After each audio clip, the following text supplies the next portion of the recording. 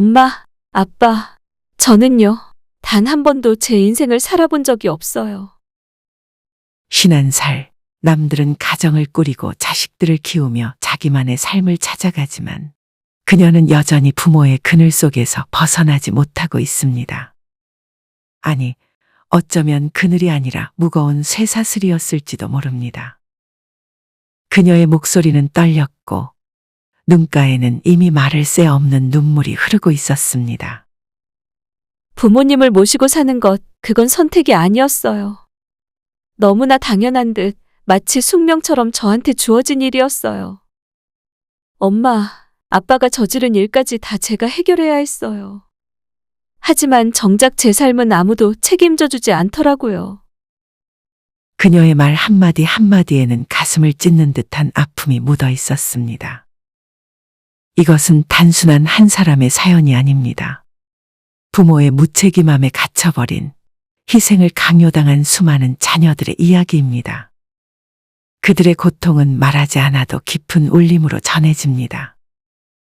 오늘 우리는 부모의 무책임함이 자녀에게 어떤 흔적을 남기는가에 대해 이야기하려 합니다. 그리고 이 이야기를 듣는 당신이 자신의 삶을 다시 찾을 용기를 가질 수 있기를 바랍니다. 첫 번째 이야기입니다. 야, 너희 엄마, 아빠 어디 갔어?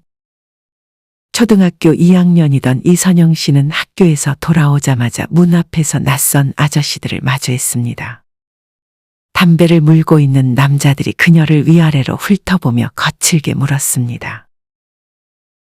저희 엄마, 아빠. 선영은 겁에 질려 말도 제대로 잊지 못했습니다. 한 남자가 한숨을 쉬며 낮고 거친 목소리로 말했습니다. 꼬맹이, 너 이거 알아도 너희 부모 빚쟁이야. 도망가도 소용없어. 그 말이 무슨 뜻인지 몰랐던 어린 선영은 문 앞에서 멍하니 서 있었습니다. 하지만 문 안에서는 아무 소리도 들리지 않았습니다. 엄마와 아빠는 숨을 죽인 채 온몸을 웅크리고 있었습니다. 그날 밤, 전기가 끊긴 어두운 방 안에서 그녀는 처음으로 배를 움켜쥐고 울었습니다. 부모님은 한 방을 노리며 계속해서 사업을 벌였습니다. 하지만 결과는 늘 같았습니다. 가진 돈을 탕진하고 빚을 내고 사채를 쓰고 결국 갚지 못한 채 숨는 생활이 반복됐습니다.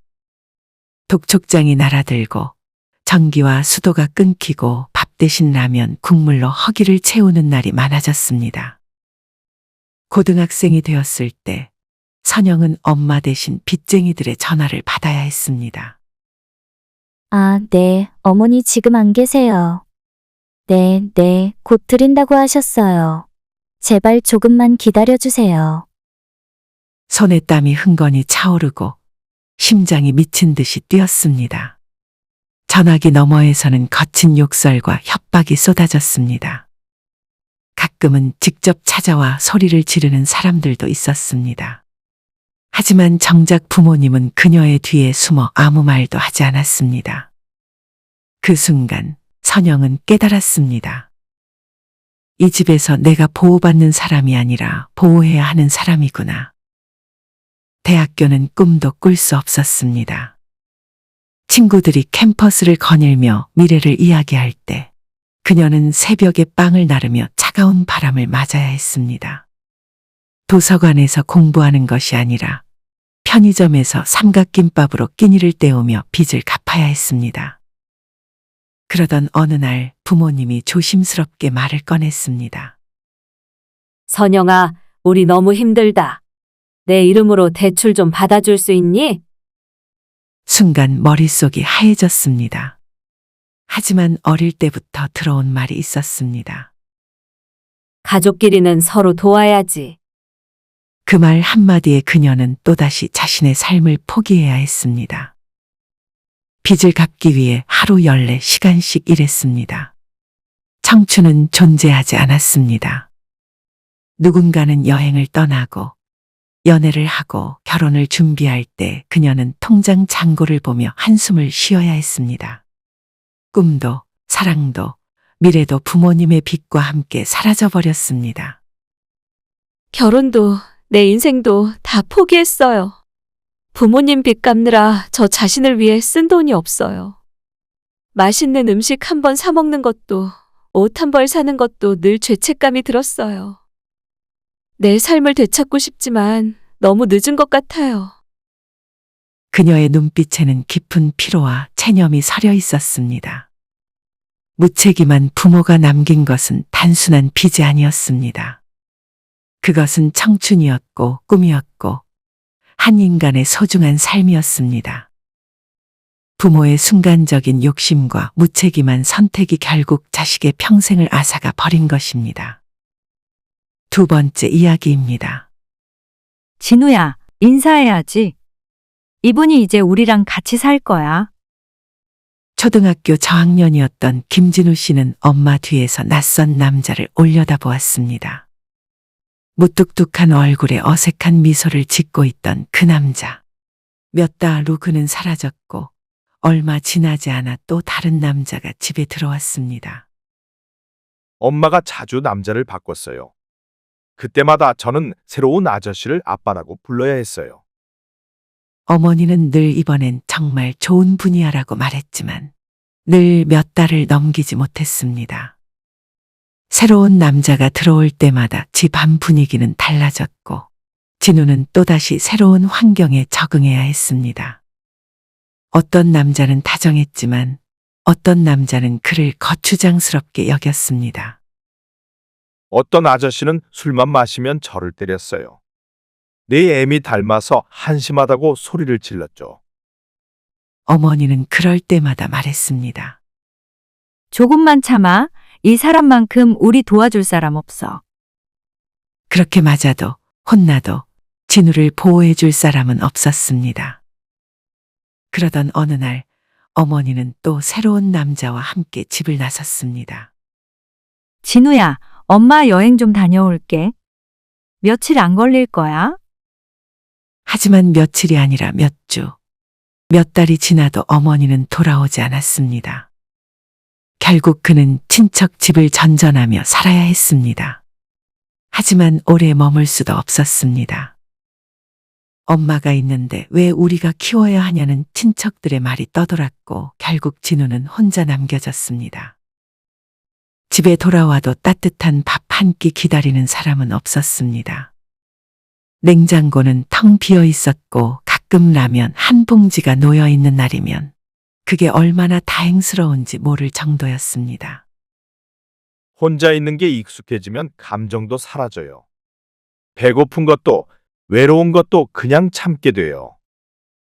그는 초등학교 때부터 신문을 돌리고 폐지를 주었습니다.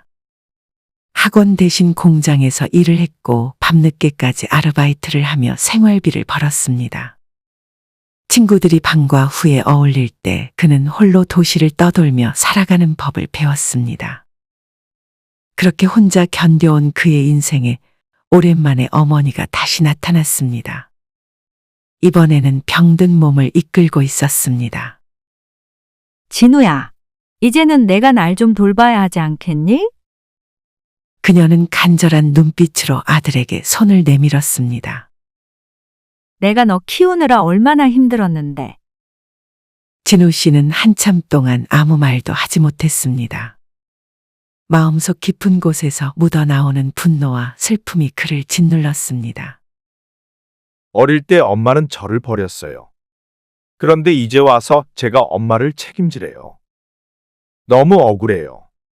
하지만 외면하면 제가 더 나쁜 사람이 되는 것 같아요. 그는 여전히 엄마의 무책임한 인생을 대신 살아가고 있습니다. 부모가 책임지지 않은 삶의 무게를 자식이 짊어지는 현실. 그 무거운 짐을 그는 오늘도 어깨에 메고 있습니다. 그러나 그는 다짐했습니다. 적어도 내 아이는 나처럼 살게 하지 말아야죠. 나는 내 부모처럼 살지 않을 겁니다. 진우 씨는 비로소 자신의 길을 찾기 위해 나아가려 합니다. 그리고 이 이야기를 듣는 누군가가 자신을 위해 용기를 내길 바랍니다. 부모의 잘못이 자식의 굴레가 되어서는 안 됩니다. 마지막으로 세 번째 이야기입니다. 미정아, 넌 이제 언니야. 동생들 잘 돌봐야 해. 박미정 씨가 처음으로 들었던 말은 축하가 아닌 책임이었습니다. 6남매 중 첫째로 태어난 그녀는 아이가 아닌 작은 엄마였습니다. 어머니는 끊임없이 아이를 낳았고 아버지는 가족을 부양할 능력이 없었습니다.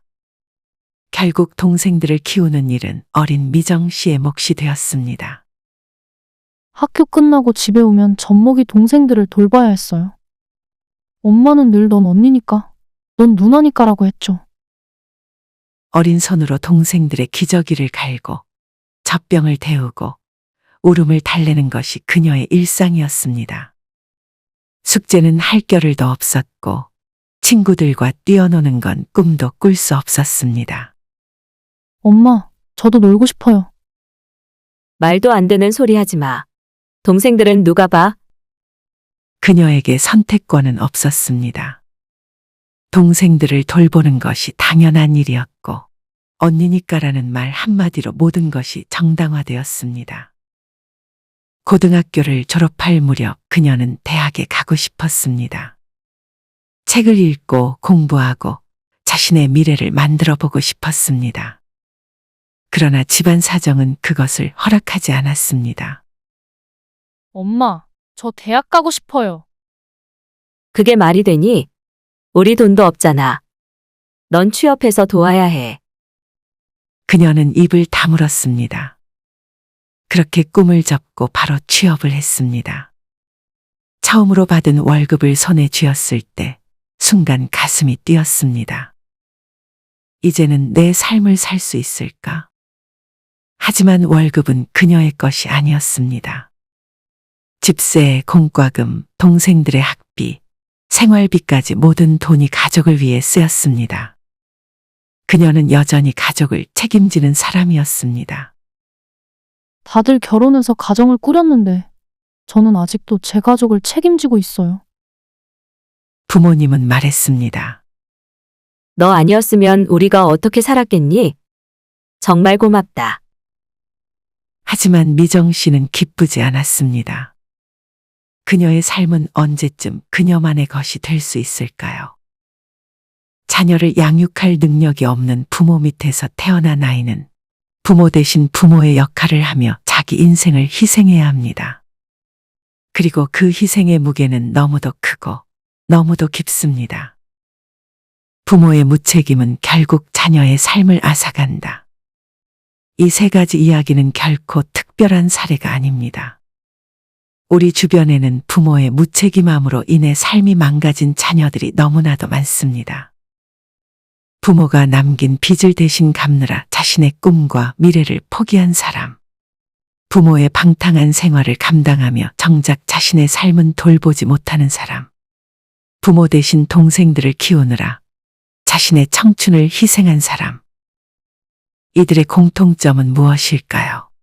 바로 선택할 수 없었다는 것입니다. 부모는 선택할 수 있지만 자식은 부모를 선택할 수 없습니다. 부모의 결정과 행동이 자녀의 삶을 좌우하고 때로는 자녀의 평생을 짓누르는 굴레가 되기도 합니다. 그렇다면 우리는 이 상황을 어떻게 받아들이고 앞으로 나아가야 할까요? 혹시 이 이야기를 들으며 자신의 모습을 떠올리셨나요? 부모의 무책임 때문에 평생을 희생하며 살아온 분들, 자신을 돌보지 못한 채 가족을 책임져야 했던 분들. 하지만 이제라도 늦지 않았습니다. 과거는 바꿀 수 없지만 앞으로의 삶은 스스로 선택할 수 있습니다. 이제는 나를 먼저 생각하세요. 남을 위해 희생하는 삶이 아닌 나 자신을 위한 삶을 시작할 때입니다. 부모의 문제를 내 책임으로 떠안지 마세요. 그들의 선택과 행동을 감당하는 것은 더 이상 당신의 몫이 아닙니다. 새로운 인생을 시작할 방법을 찾아보세요. 내게 주어진 삶을 어떻게 살아갈지 이제는 내가 결정해야 합니다. 부모가 우리를 위해 모든 걸 희생할 의무가 없듯 우리도 부모를 위해 모든 걸 희생할 필요는 없습니다. 우리의 인생은 한 번뿐입니다. 이제라도 내 인생을 되찾고 나 자신을 위한 삶을 살아보는 것이 어떨까요? 세상에는 무책임한 부모도 있지만 자신의 삶을 되찾고 새롭게 시작할 용기를 낸 사람들도 있습니다.